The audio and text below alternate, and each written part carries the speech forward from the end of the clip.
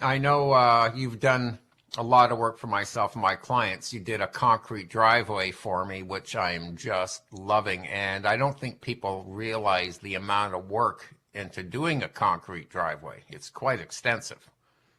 Yeah, especially if you're doing it right, you have to take your time and put the right grades and water management into it so that it doesn't crack and heave. And it's more technical to do it right than a lot of people think. Concrete's actually a very interesting area that is very technical when you're doing it really well, so that it's built to last instead of it breaking up and cracking and everything.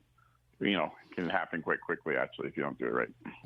Yeah, because I think you spent almost 2 weeks doing my driveway, and I videoed some of it, and I was just sort of blown away by what was involved, and all the neighbors still keep coming and looking at it and admiring it.